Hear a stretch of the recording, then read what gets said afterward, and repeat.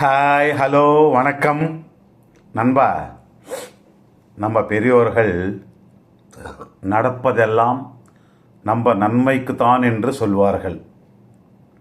கேளுங்கள். ஒரு ராஜ்யத்தில் மாறுவேடத்தில் ராஜாவும் மந்திரியும் ஒரு காட்டுக்குள்ளே போய் கொண்டிருக்கிறார்கள். அந்த ராஜாவுக்கு அந்த காட்டிலே ஒரு பழம் கிடைக்கிறது. அதை வெட்டும்போது ராஜாவினுடைய விரல் ஒன்று வெட்டுகிறது. அந்த வழியில் ராஜா இருக்கும்போது இந்த மந்திரி சும்மா இருக்காமல், ராஜா, எல்லாம் நம்ம நன்மைக்குத்தான் என்று கூறுகிறான். ராஜா அந்த விரல் வெட்டியதால் இரத்தமாக போகிறது. அந்த வேதனையில் இருக்கும்போது இவர் பேசும் வேதாந்த பேச்சு ராஜாவுக்கு மிக கோபத்தை உண்டாக்கியது.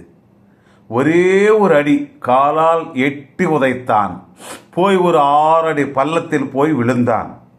இப்போ சொல்லு வேதாந்தம் என்று சிரித்தார் ராஜா. விரல் போனால் என்ன, உயிர் போகவில்லையே ராஜா என்று சொன்னான் என்று பெணாத்து கொண்டே கோபமாக அங்கிருந்து அந்த காட்டிலே நடந்து கொண்டே போகின்றான் ராஜா. இப்போ அந்த பள்ளத்துக்குள்ளே மந்திரி இருக்கிறான். மேலே தானாக வர முடியாது.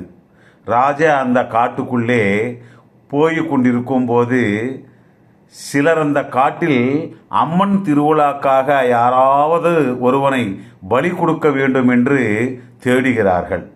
அந்த சமயத்திலே இந்த ராஜா அங்கே போகிறான். அவரை பிடித்து அந்த பலிபீடத்தை மேலே உட்கார வைத்து அவரை பார்க்கும்போது அவருடைய விரலில் இருந்து இரத்தம் வருவதை பார்த்து அம்மனுக்கு சமர்ப்பிக்கும் நைவேத்தியத்தில் ஒரு சின்ன பிழை, அதாவது ஒரு காயம் கூட இருக்கக்கூடாது என்று அவங்க தலைவர் சொன்னதும் அந்த மாறு வேடத்தில் இருக்கும் ராஜாவை விட்டு விடுகிறார்கள். அப்போ அந்த ராஜா விட்டு விட்டதே போதும் என்று ஓடி போய் மந்திரியை அந்த பள்ளத்திலிருந்து எடுத்து நடந்த விஷயத்தை எல்லாம் சொல்கிறான். நீ எனக்கு விரல் வெட்டியதும் எல்லாம் நம்ம நன்மைக்கென்று சொன்னீர்கள். ஆமாம், உண்மைதான்.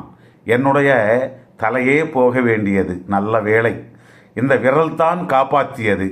ஆமாம், நீ பள்ளத்தில் விழுந்தாய் அல்லவா, உனக்கு என்ன நன்மை நடந்தது என்று கேட்டார் ராஜா. ராஜா, நான் அந்த பள்ளத்தில் விழாமல் இருந்தால் உங்களுடன் வந்திருப்பேன்.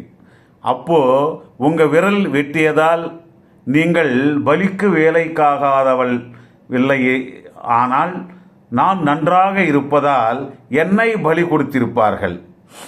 விரல் வெட்டி கொண்டது உங்களுக்கு நன்மை தந்தது, உங்களால் பள்ளத்தில் விழுந்ததால் எனக்கு நன்மை தந்தது. அதனால் நம்ம வாழ்க்கையில் எது நடந்தாலும் எல்லாம் நம்ம நன்மைக்குத்தான் என்று நினைத்து கொண்டால் வேதனையும் அது பற்றி யோசிக்க வேண்டியதும் இருக்காது. அந்த பரமசிவன் நமக்கு கஷ்டம் வேதனை தந்தாலும் அதை நம்ம நலனுக்காகத்தான். இது மட்டும் முற்றிலும் உண்மை நண்பா. நன்றி, நன்றி, வணக்கம். மீண்டும் நாளை சந்திப்போம் ஒரு நல்ல வீடியோவுடன்.